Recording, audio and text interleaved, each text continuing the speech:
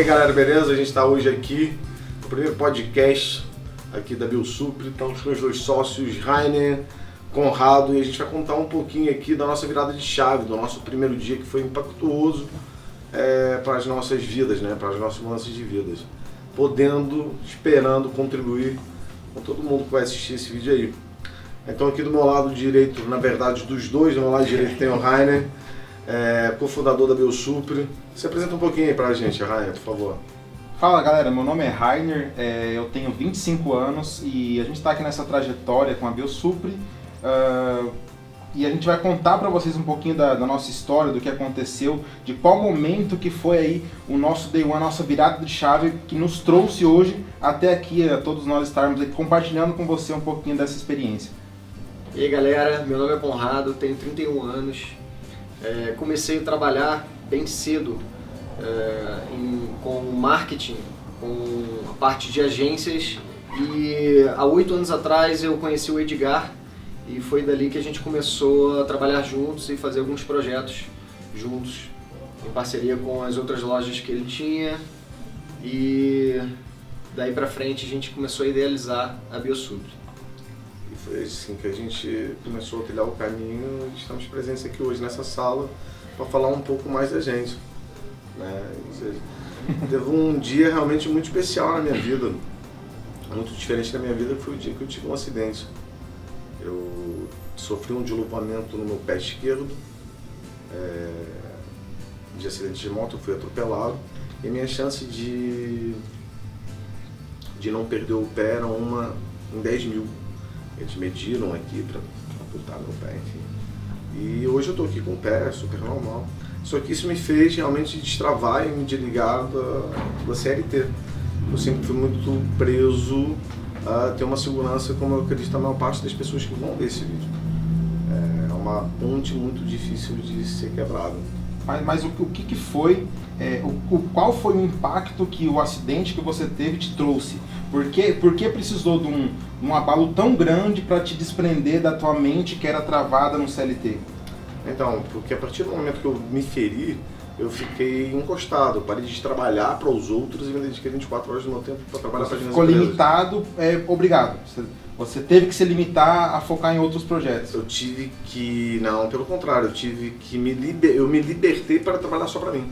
Legal. Entende? Então assim, eu era preso a outros projetos por uma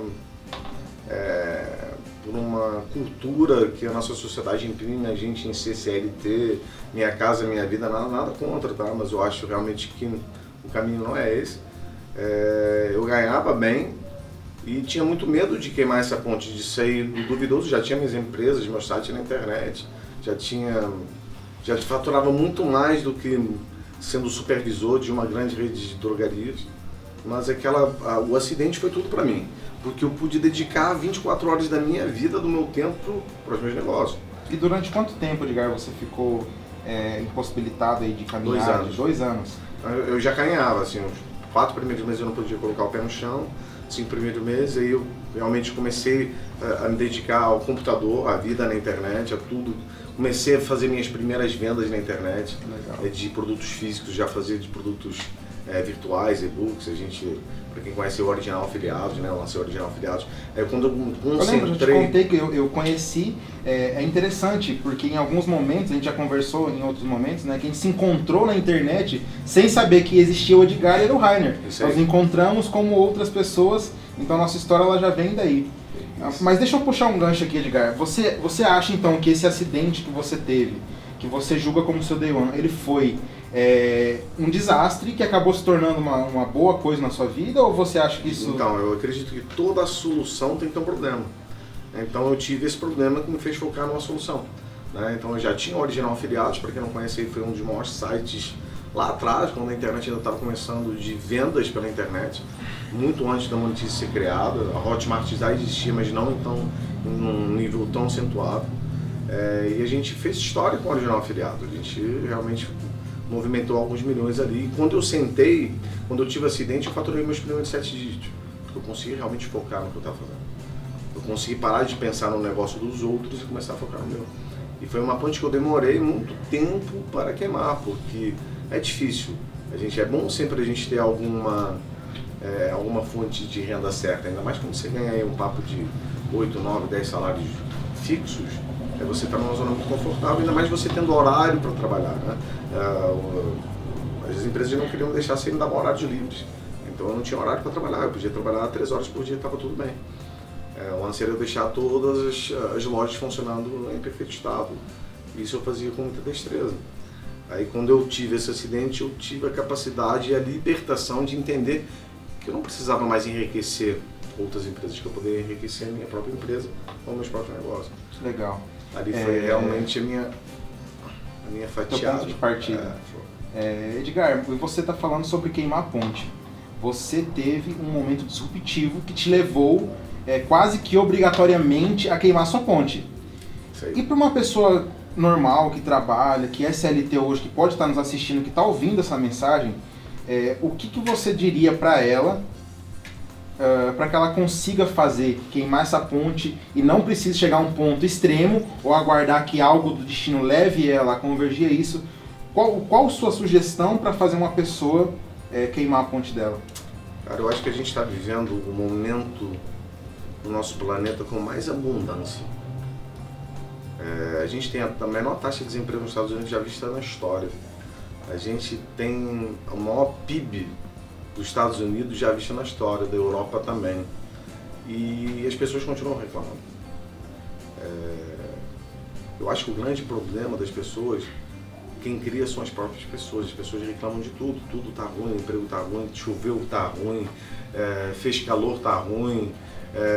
E a gente está vivendo um momento na história mundial que é o mais crise que o Brasil vive, é um momento de muita abundância. Então as pessoas criam limites, e esses limites vão fazendo com que as pessoas não cresçam. Eu acho que as pessoas têm que olhar para o seu umbigo e entender que talvez um trabalho só não seja suficiente. Talvez você tenha que trabalhar para alguém. Não é você largar seu emprego, você dar uma de maluca, vou largar meu CLT porque eu vi o podcast da Belsucro e eles falaram, deram a entender que o caminho é largar o CLT. Não, você tem que ter algo fixo e você tem que espalhar os seus ovos e tentar diagnosticar onde você pode entrar e se assegurar. Depois que você tiver algum plano, alguma empresa, algum negócio fora do seu CLT seguro, você pode começar a se soltar e a queimar essa ponte. Pelo menos é a experiência que eu tenho, talvez o caminho que eu acho é mais sensato. Legal. Apesar da gente ter um cliente agora que acabou de entrar aí, né, que vai realmente largar o CLT, está super disposto. Eu acho isso muito interessante, mas realmente é uma pessoa madura, tem que ter uma maturidade, tem que entender se realmente é o caminho certo e a coisa certa a fazer. Agora, tem que pensar e tem que agir, não adianta só pensar e não tomar atitude. Como é que eu vou ter um negócio? Cara, faz um brigadeiro, vende na rua, faz um sacolé, faz um sanduíche natural, aumenta a sua renda de casa, dobra a sua renda. A gente tem um pulmão no Brasil chamado 25 de março. Muitas pessoas podem me criticar vendo isso no vídeo, mas eu já fui sacoleiro. Eu já tripliquei novamente várias vezes o meu dinheiro indo para São Paulo e revendendo as coisas que eu trazia de São Paulo. E tá tudo bem. Você não precisa ter vergonha das coisas que você faz na vida. Fez parte da sua trajetória, né? Isso aí, com certeza me agregou muito, com certeza me fez conectar com várias pessoas e aumentar meu network num tamanho bastante legal para minha vida. Sim, foi justamente nesse momento que a gente começou a trabalhar juntos. Foi onde ele abriu a primeira loja dele, né? E depois que eu tinha voltado de Portugal, nós já nos conhecíamos e a gente começou a trabalhar juntos nessa primeira loja dele. Sim, legal, bacana. Ô Edgar, só voltando aqui, retomando a questão do CLT, a gente já conversou sobre isso também, que é sobre você pagar o preço, né? Porque as pessoas, elas têm um emprego convencional e elas acreditam que para queimar a ponte, ela tem que se desligar daquele emprego.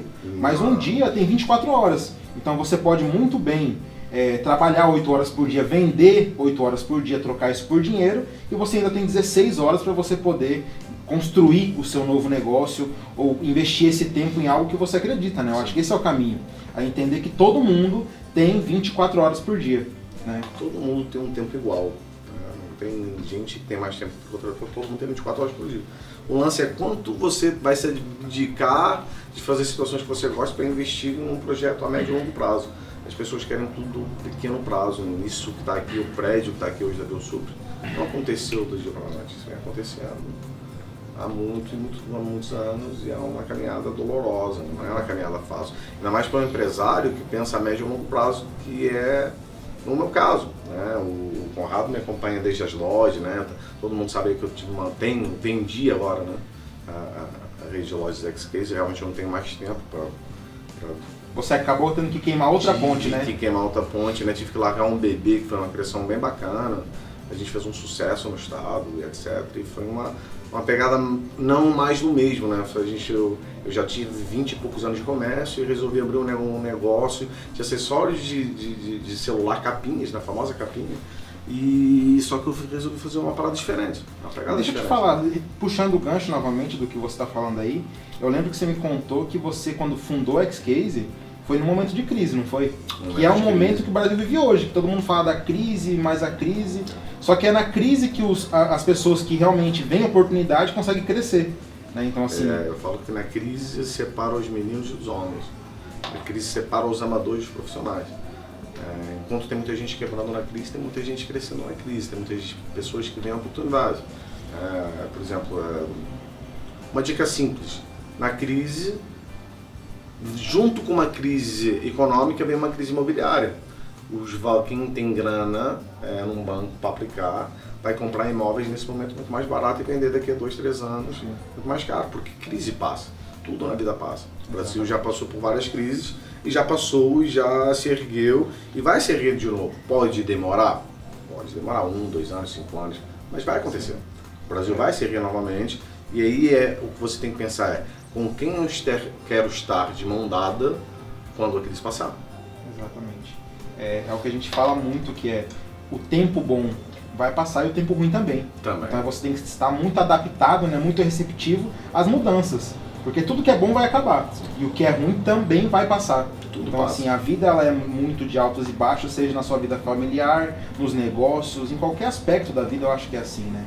Sim, cara, a vida é feita de 2 páginas. A primeira página, tudo tá dando certo, o seu emprego tá sensacional, você casou com a mulher dos seus sonhos, você tem um salário dos seus sonhos, ou o prolabore dos seus sonhos, o carro dos seus sonhos, a casa dos seus sonhos, mas isso passa.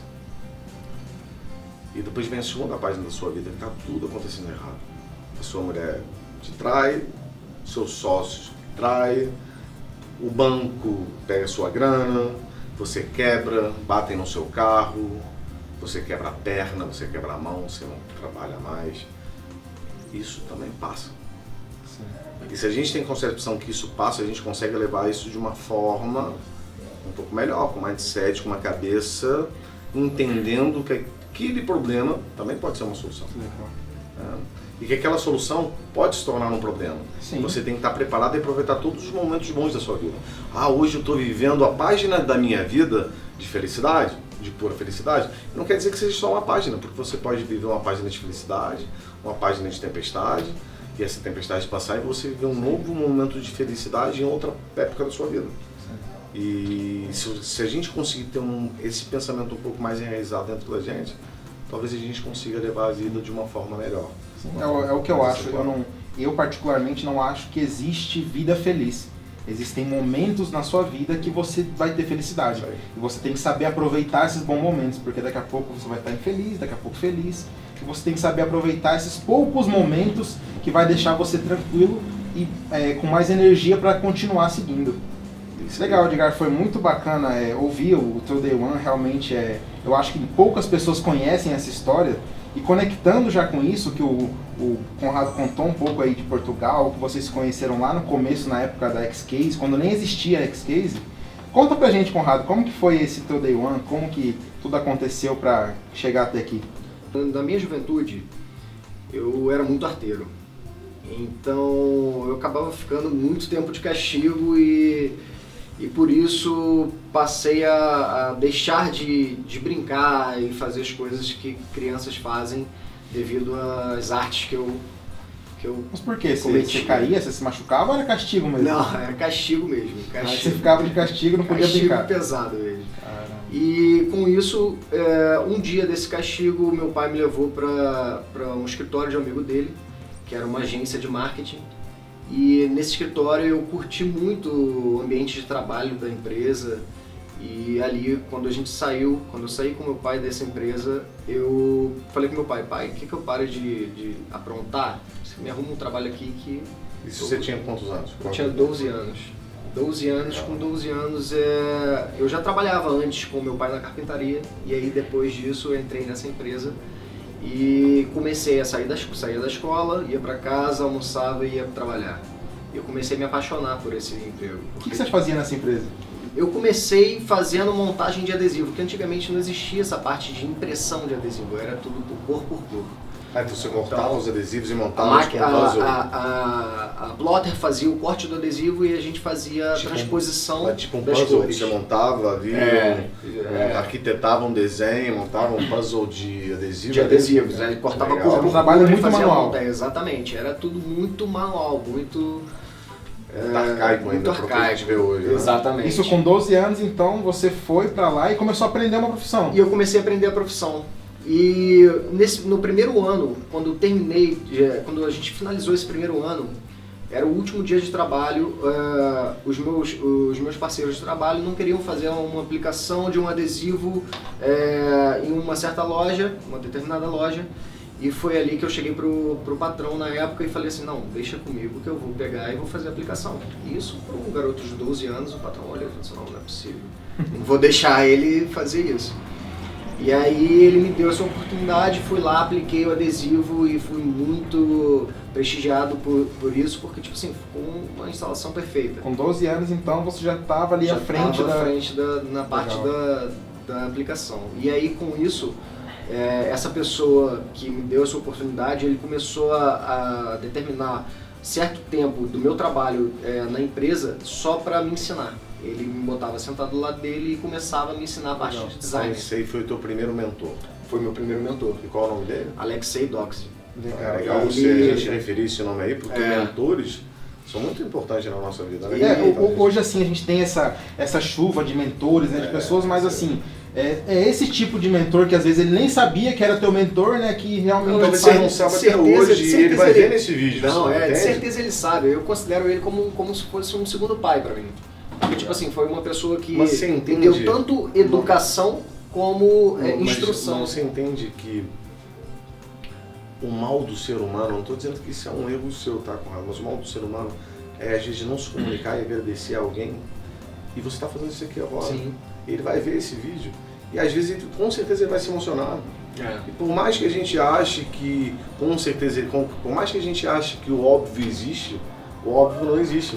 Para a pessoa pode ser gente, mas a pessoa às vezes está esperando um reconhecimento. Cara, pô, tá, eu dei tanto pro Conrado, mas pô, eu nunca escutei uma palavra que ele vai escutar agora e vai chorar. Entende? Isso aí não tem preço. Então às vezes a gente deixa de fazer, pegando o teu insight que não tem nada a ver com o que você está contando, mas às vezes gratidão, aplicar gratidão. A gente deixa de agradecer pessoas, agradecer simples gestos de pessoas, isso faz total diferença. Sim. Continua a história aí, Conrado. E aí, nessa empresa eu trabalhei por 8 anos e me desenvolvi muito nessa empresa, aprendi muitas coisas e depois desse 8º ano a empresa estava abrindo um setor de produção que era justamente ia transformar os escritórios em agência e a parte de produção ficaria em outro local. E eu era a pessoa mais capacitada para fazer a arte final, para tomar conta da parte de produção. Só que ali eu identifiquei que eu ia me estagnar, entendeu? Na parte de evolução na criatividade. E eu sentei com o Alexei. Com 12 anos?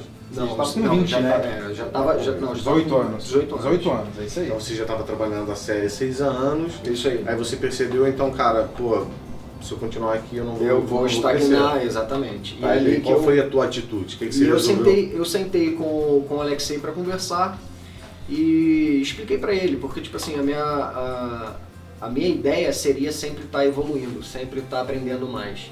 E eu sabia que se eu fosse para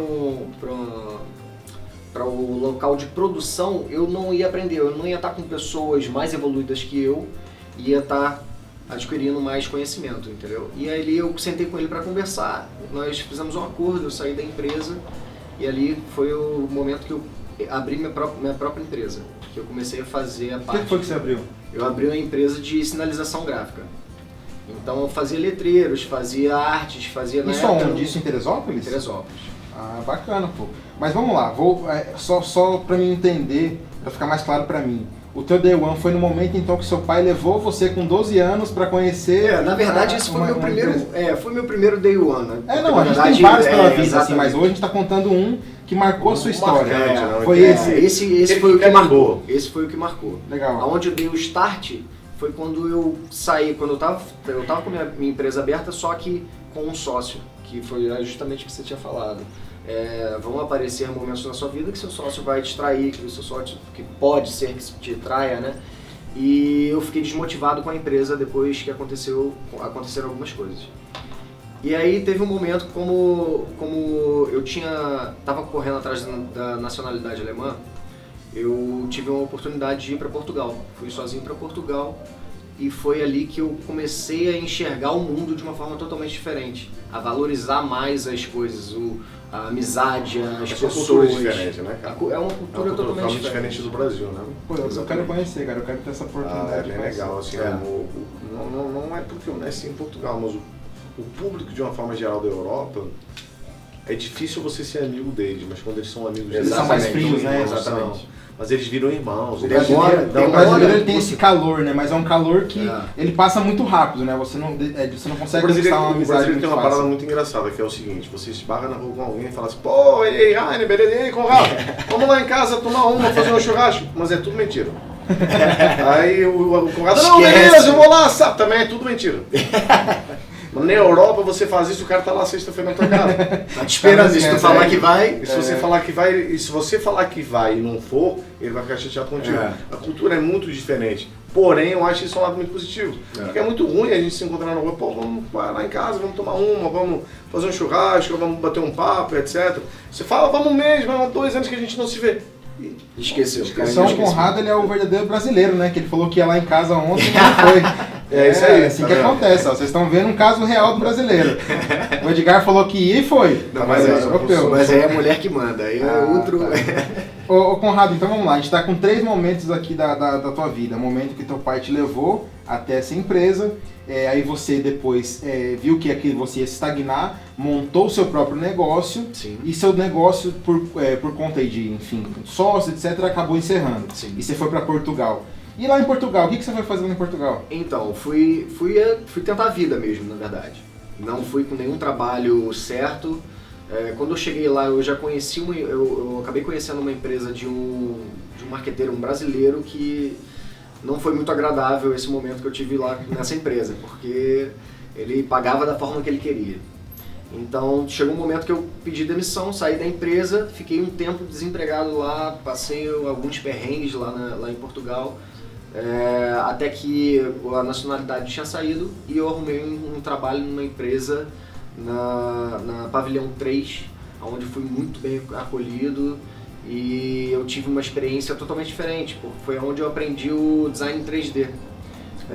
Nesse momento que eu aprendi o design 3D lá, foi uma felicidade enorme para mim. Porque, tipo assim, aqui no Brasil eu ia gastar 10, 15 mil reais para fazer um curso de design 3D, com os gastos de transporte, hospedagem de determinados Lá lugares. você estava ganhando dinheiro para aprender, trabalhando. Exatamente. E sou muito grato. Eu voltei de Portugal apenas por saudade dos amigos e família.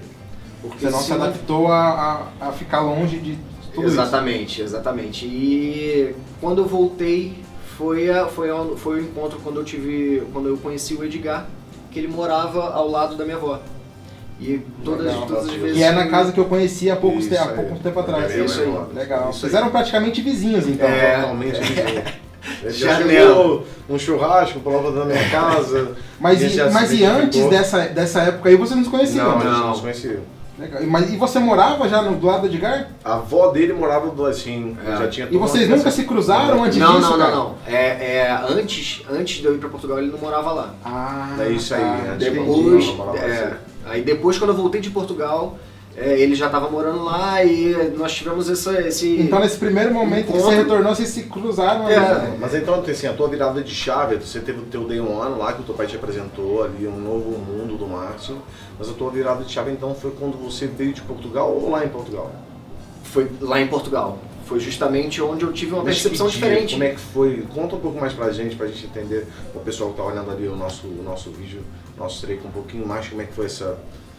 O que te Então. fez, o que te motivou, o que chama foi essa dentro de você que falou assim, opa, é diferente, é esse caminho que eu vou seguir, essa pegada, Na verdade, eu sempre tive, tipo assim, um leque muito grande em relação a todos os tipos de trabalho. Eu já fui designer, depois que eu voltei de Portugal, comecei a trabalhar com fotografia, trabalhei com design 3D lá, então foi um leque muito grande. Então, aí depois, quando eu voltei de Portugal, foi o momento que eu conheci o Edgar e nós tivemos uma aproximação muito bacana, nós tivemos uma amizade bem bacana. Imediata, né? Foi imediata. Justamente eu acho que, tipo assim, porque eu tinha voltado de Portugal, eu conheci um português e a gente teve...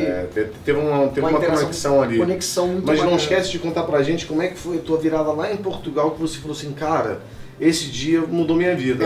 Minha virada em Portugal foi justamente no momento onde eu passei um perrengue absurdo e no momento que, tipo assim, chegou uma pessoa pra mim que mal me conhecia e abriu as portas da casa dela pra eu estar lá. Isso é muito comum lá na Europa, Exatamente. Né? Você ter essa receptividade, né? E foi justamente um português, é o que você tinha falado. Lá em Portugal, tipo assim, ou a pessoa gosta de você ou não gosta. E demora um tempo pra pessoa ter essa confiança contigo, né? Que é super normal, né? É normal. E nesse momento, quando eu passei por um perrengue, eu comecei a olhar o mundo de uma forma diferente, valorizar tanto mais as amizades como os trabalhos, como reconhecer muito mais os patrões, as pessoas que estão por trás das empresas e notar as dificuldades também de uma gestão de uma empresa, né? E foi dali que eu comecei a ter uma visão diferente para o meu trabalho. Sim, legal, cara. O ato de empreender, a gente é o que fala, né? Empreendedor. Você é mais sentidor do que empreende. Só que você, como o Edgar citou o caso dele, você citou o seu, tudo passou. Foram momentos difíceis na vida de vocês que passou. Uhum. E assim, graças a tudo que convergiu hoje, nós estamos aqui num momento muito legal das nossas vidas, acredito eu. E que a gente também está preparado para, se passar, a gente vai se adaptar muito rápido e conseguir superar o que está ainda por vir que a gente nem conhece, né? Exatamente. Isso é o ato de ser empreendedor, você conseguir se adaptar muito fácil a essas mudanças. Pô, legal, Conrado. cara. E aí, Rainer, conta um pouquinho da tua virada de chave pra gente entender um pouquinho mais para as pessoas que gostam, né, se conectaram com o Biosuper, né? Porque a gente acredita muito que e a gente quer muito isso, que as pessoas que se conectem com a gente pensem e se identifiquem realmente com a gente. Conta um pouquinho para essa galera que vai assistir esse vídeo aí, um pouquinho da tua história. O Rainer é um menino de 24 anos, né, cara? Então, assim, ele é um menino 25, né? A 25, gente nunca sabe quantos anos eu tenho. Eu tenho 24 ou 25. Não, é 24 ou 25, então ele é um menino diferenciado, fora da curva. A gente conta um pouquinho, a galera já conhece um pouquinho mais o Rainer já é um pouco mais presente nas redes sociais. Conta um pouquinho da tua história e da tua virada de chave aí pra gente debater um pouquinho isso aqui. Legal. Na minha vida, eu sou muito precoce. Então, muito parecido com o Conrado, muito parecido com você. Nós temos histórias que lá no começo se parecem. Eu também comecei a trabalhar com 12 anos.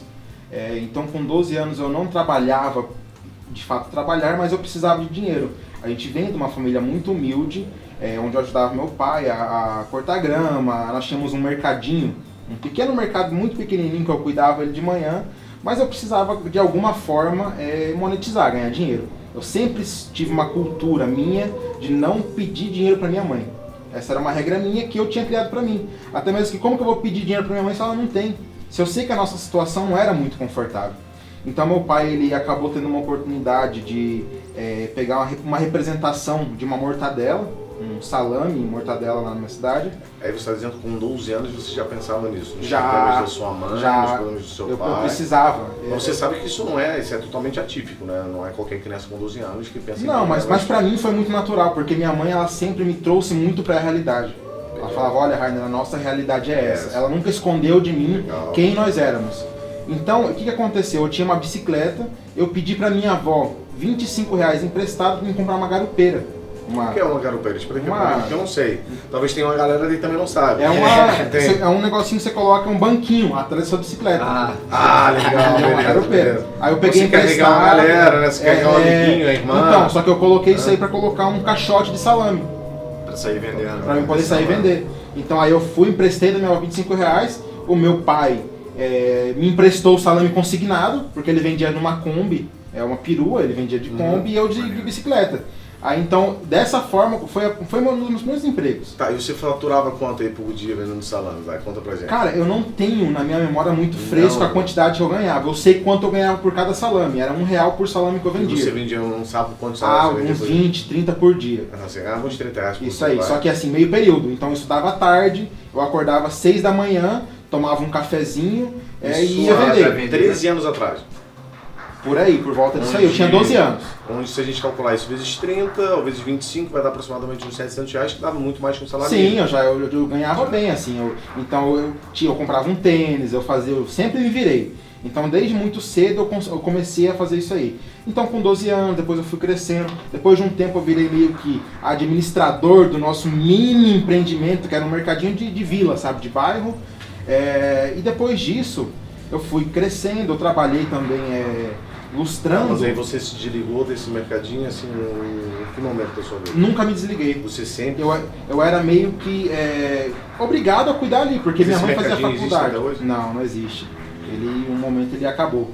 Mas ele era o que trazia comida para dentro de casa. Porque do pouco lucro que a gente tinha no mercado era da onde a gente tirava para poder ter ali a nossa mistura, o nosso... E ali começou a tua vida de empreendedorismo com 12 anos de idade, legal. Indiretamente sim. Indiretamente eu fui meio que induzido Você já estava sendo treinado de uma certa forma ali pela sua mãe, pelo seu pai. Sem saber. Pensar, né, de uma forma empreendedora, né? Isso é legal. Então assim, você foi educado também fora da caixinha, talvez minha mãe ela realmente ela tem muita participação de eu estar aqui hoje. Ela realmente me transformou e me cobrou em momentos que na minha juventude eu achava que era até demais, mas que me trouxe até aqui. Que hoje eu já vejo diferente. A gente como adolescente sempre pensa que os nossos pais são demais e nunca são demais. Né? Então assim, aí, resumindo, para não alongar muito, com 16 anos mais ou menos, eu treinava judô. Eu fui praticar esporte, eu me dediquei muito ao esporte. Até mesmo porque eu era muito acima do peso e minha mãe falou, não, você tem que fazer alguma coisa, cara, você tem que treinar alguma coisa. Então eu fui me matriculei no judô, fui uma vez campeão brasileiro de judô, só que novamente eu encontrei um problema. Para mim poder fazer o esporte, que era o que eu amava, eu precisava de dinheiro, porque ninguém financiava campeonato, nunca teve muito incentivo ao esporte no Brasil. Sim. Então, ainda mais uma criança de 16 anos, mesmo já tendo um destaque a mais, a gente não tinha muito fundo. Ganhava um transporte, ganhava alimentação.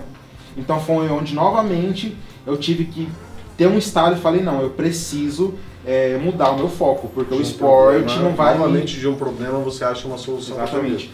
Então foi aí que eu comecei a me apaixonar por computador.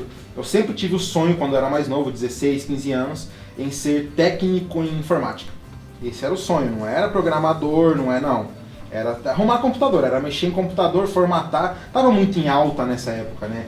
A informática era muito nova no Brasil.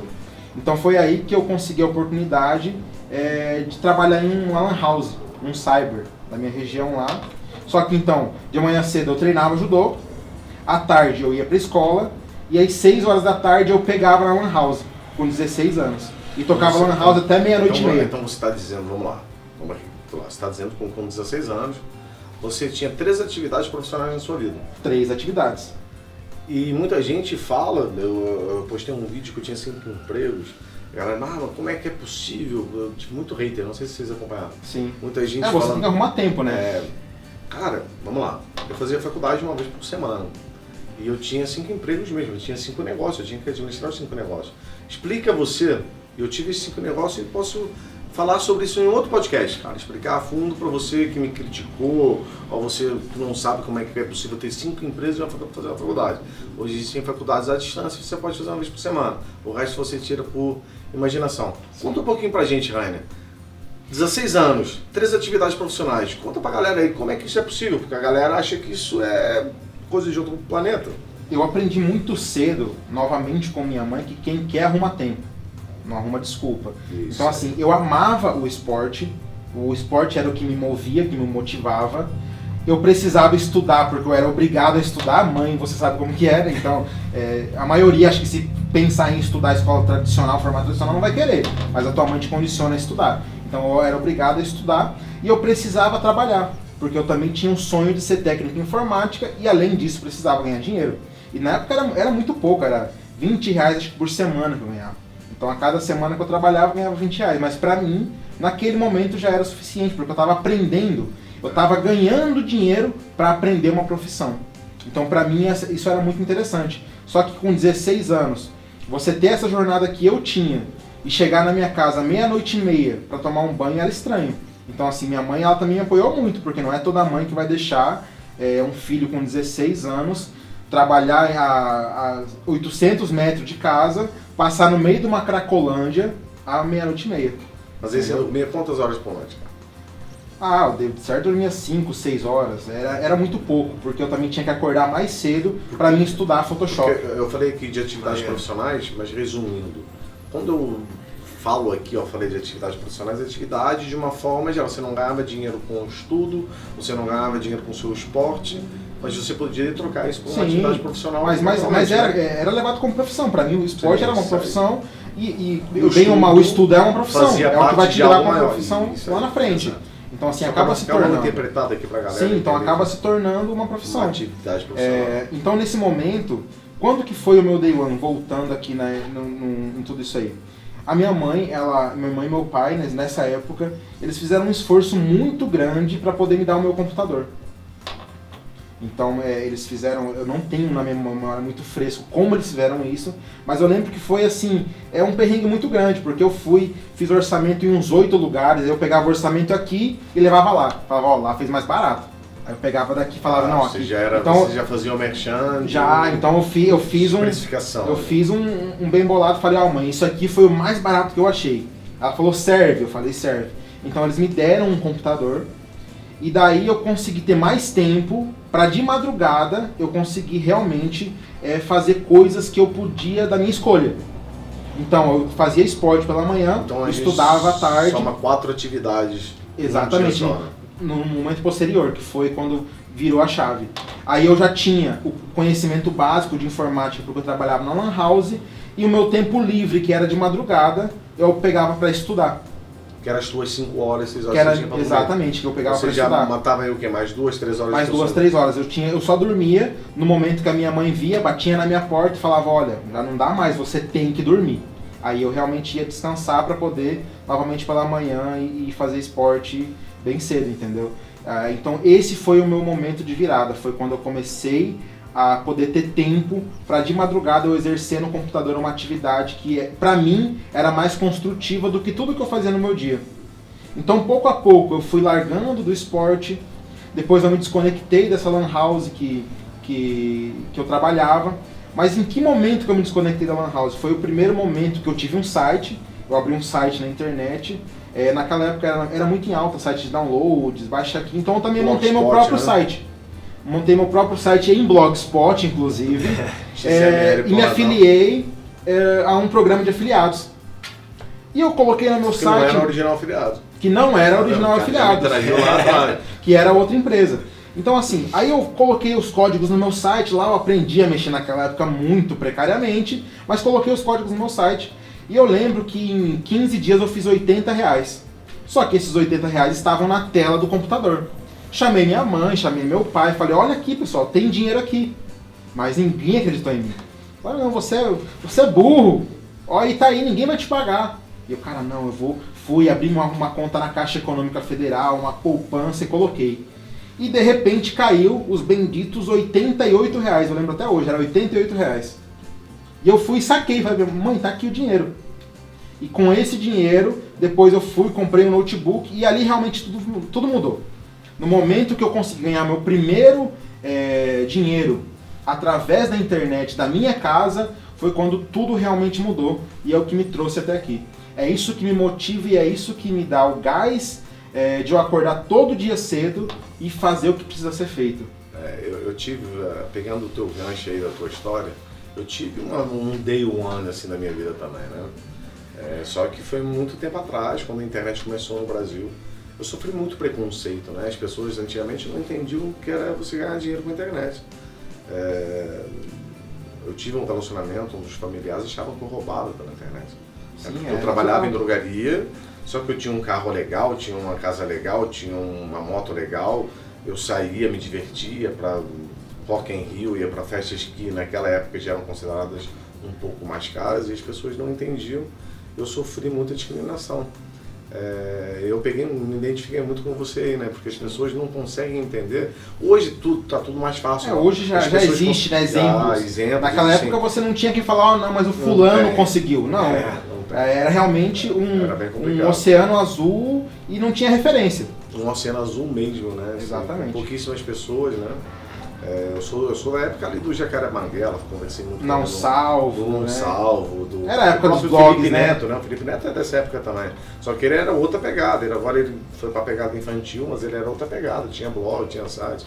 Então tinha essa galera das antigas. Eu peguei tudo. Eu peguei ali o nascimento da internet no Brasil, né? Você tinha que apertar Enter no Windows para abrir o Windows. Sim. Você tinha aqueles roteadores que você tinha que entrar na... Não era nem Oi, cara. Era outra companhia que você entrava, tinha Terra, você discava uma senha. Sim. Aí você tinha que ir lá no provedor, portal, né? no provedor, para você entrar. Era uma bosta. A gente era pobre, a gente só podia conectar na internet depois da meia-noite. Antes da meia-noite era muito caro. Eu não peguei essa época, eu peguei a rebarbinha da discada, mas quando eu realmente já fui pro jogo, já era internet via rádio. Uma das primeiras via rádios que teve lá onde eu morava. Depois da meia-noite. E eu tive uma pegada muito interessante, foi igual a tua. Eu sou formado em gestão ambiental, eu não pratico, mas eu sempre gostei do meio ambiente. Eu fiz um blog ambiental. E antigamente, para quem não conhece, você não sei se é do teu tempo, mas tinha PageRank. A Google dava o PageRank para os sites e o PageRank era uma coisa que hoje dá para você mensurar isso com outras ferramentas. Foi até desativado, né? Mas na época era como o seu site era bom. Porque era uma ferramenta de valor muito alta, né? Era ali como você avaliava o produto do seu site. E a Google, por eu ter um conteúdo muito expressivo e diferente, em 3 meses me deu um PageRank 4 de 0 a 10. E eu deixava meu MSN ligado e ia trabalhar. E voltava com 500 mensagens de gente querendo comprar links no meu site. Falei, pô, isso não é normal, essa galera não trabalha, essa galera não tem emprego. E isso te trouxe um insight de que tinha coisa ali. Isso me trouxe um insight, cara, deixa eu entender mais isso aqui, cara, porque eu trabalho 8, 10 horas, 12 horas por dia. E, cara, eu chego em casa, tem 500 mensagens para comprar link no meu site. Os caras querem dar 100 reais, 200 reais por link. Pô, não preciso mais trabalhar, então é só botar link no meu site? Espera aí, deixa eu entender um pouco mais isso aqui. Na época eu também só mexi em Blogspot, eu não tinha muito conhecimento ainda de PHP, HTML. Não existia WordPress, né? Hoje o pessoal está muito habituado com WordPress. Antigamente era XML na veia, Blogspot gratuito. Você pegava os templates prontos. Você conseguia mexer um pouco ali, preso a Google, que ela não te dava muita arma para você mexer dentro do site. Então você mexia, e aquilo me chamou muita atenção e eu comecei a pesquisar. E eu dei de cara com um site que eu gostei, um site de download de uma forma geral. Download de livros, download de músicas, download de...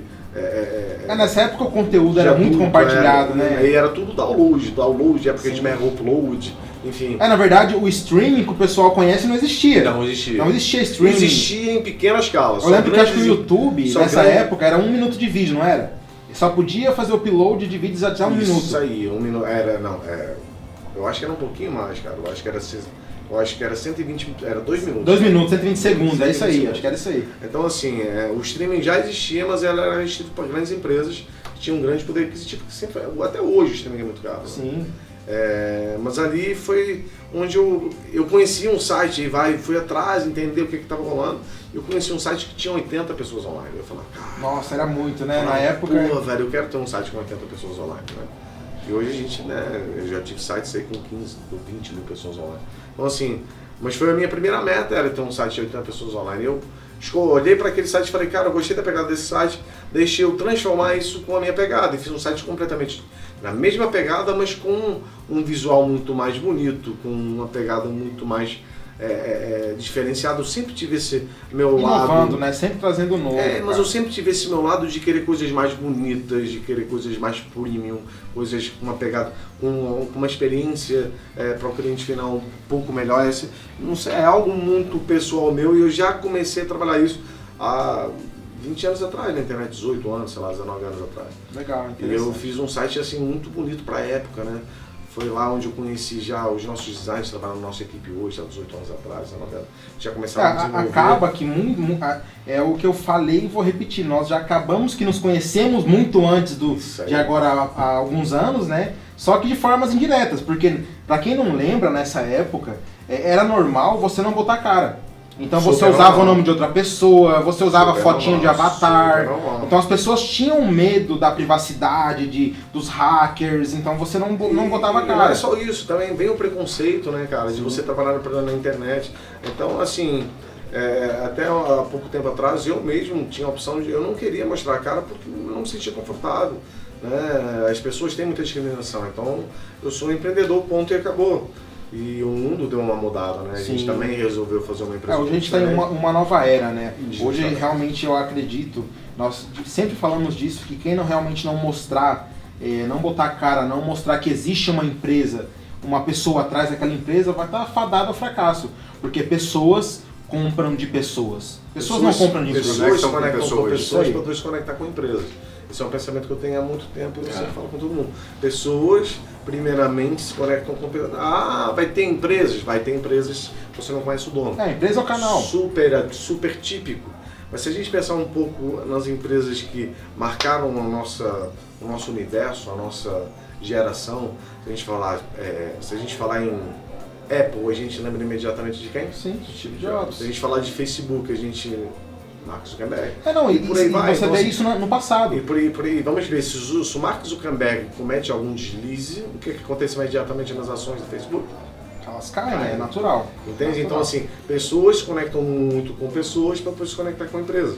E cada vez isso está acontecendo mais no nosso mercado. Sim, e isso é natural. E isso, o marketing que a gente vem falando hoje, que vem inovando, ele já acontece há muito tempo. Isso era feito, por exemplo, a Bombril. Sim. A Bombril, ela tinha...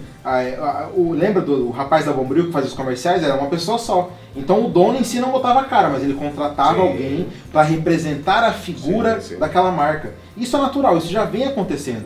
Por isso que grandes empresas contratam Cristiano Ronaldo, Neymar, porque elas não querem botar a cara. Mas então, assim, no nosso meio digital, no nosso marketing agora, vamos chamar assim de 2.0, é um marketing onde realmente as pessoas estão optando por ela mesma ser a referência da marca dela, do produto ou da empresa. Eu tenho uma visão muito própria, Rani, sobre isso aí. Eu acho que a vinda da internet, a propagação da facilidade das pessoas terem internet em seu celular, eu acho que em seu celular principalmente.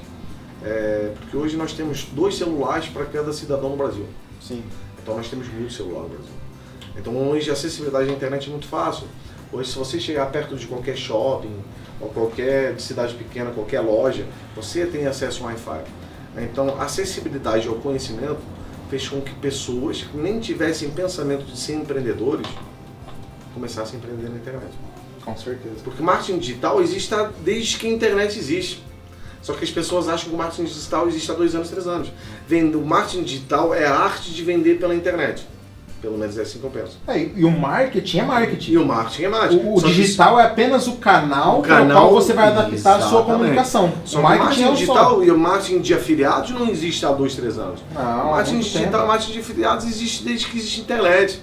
E só que agora está se popularizando de uma forma onde pequenas pessoas dentro de um escritório, 1, 2, 3 pessoas estão faturando múltiplos 7 dígitos. Então, assim, isso está chamando muita atenção de grandes empresários, de grandes empresas que estão voltando. Estão começando a olhar para a internet, né? Inclusive empresas que já estão consolidadas, né? Justamente. Estão começando a se adaptar e enxergar essa oportunidade que a internet traz. A gente bateu muito forte na empresa Sanofi, né, no Pharmaton, né, que eles tiveram essa visão, eles investiram milhões e milhões e possivelmente estão faturando milhões e milhões com um único produto da linha deles, chamado Pharmaton, que é um multivitamínico que a gente produz até melhor, né, até no mesmo nível da própria Sanofi. Sanofi, se estiver me vendo, um beijo para você. E eles fizeram um trabalho muito bem, né? Se o nosso mercado parar um pouquinho, olhar, foi no YouTube e procurar aí publicidades Pharmaton, produto Pharmaton, vocês vão ver que eles fizeram a transição muito bem feita, né? E assim, a gente às vezes se olha para referências de mercado que estão aí há 1, 2 anos e se esquece de olhar para grandes marcas que estão fazendo trabalhos excelentes no nosso mercado. E é o caminho que nós temos aqui muito bem enraizado na Biosupri, que que é realmente de instruir os nossos clientes, né, a não ter um único produto que vai morrer ou que vai vender muito e ser esquecido, né? A gente realmente está trabalhando de uma maneira muito mais profissional, que é ensinar os nossos clientes também a ter um produto que vai durar por anos, né? Sim, ter uma marca, uma vida inteira. A gente está falando aqui de polivitamínicos, o Farmaton deve ter uns 15 anos. É muito mais construir um negócio do que ter um produto, né? Sim, a gente está falando realmente de construir alguma coisa. O centro, se eu não me engano, da Aventis, de outro laboratório multinacional, tem uns 40 anos um produto multivitamínico, que é dentro da nossa área alimentícia. A gente está falando de um multivitamínico, entende? Então a gente não está... o lance, a nossa visão, que é uma visão muito geral de grandes empresas, já estabelecidas no mercado, é realmente você ter uma marca. E embaixo dessa marca você tem uma esteira de produtos. Então a gente vai falar muito ainda sobre isso, né? A gente vai fazer outros podcasts, fazer outras gravações e vamos colocar esses insights mais em alta. Eu acho que a gente hoje já deu o recado. Foi um bate-papo bem legal. E eu acho que se você está aí atrás daquela, se você gostou, se inscreve no canal, compartilha, deixa seu comentário, deixa Fala seu like. Fala o que você achou, inclusive, sugere pra gente qual que é o próximo conteúdo que você quer ver aqui. Você gostaria de escutar sobre a gente, ou sobre marketing digital, ou sobre empreendedorismo, ou sobre encantamento ao cliente, ou sobre magia, ou sobre tudo que você vem acompanhando nas nossas redes sociais. A gente pode bater um bate-papo. Inclusive também, quem a gente pode trazer aqui, Edgar? Porque a gente pode trazer convidados no nosso podcast. Vocês querem convidados? Então faz o seguinte, coloca aí embaixo a sua legenda quem vocês querem que a gente entreviste. E deem sugestões pra gente do que vocês querem que a gente fale. Se vocês querem que a gente fale de produtos, de cosméticos, de fitoterápicos, de MTC, de como vender, de tráfego, a gente tem aí muito conteúdo de tráfego super legal, então a gente agradece aí você ter disponibilizado esse tempo para escutar um pouquinho da nossa história, um pouquinho da nossa virada de chave, e a gente espera você aí no próximo vídeo que sairá em breve, beleza? Até já. Valeu, pessoal. Tamo junto. Sempre. Até o próximo vídeo. Um beijo no coração. Vai com Deus. Vai.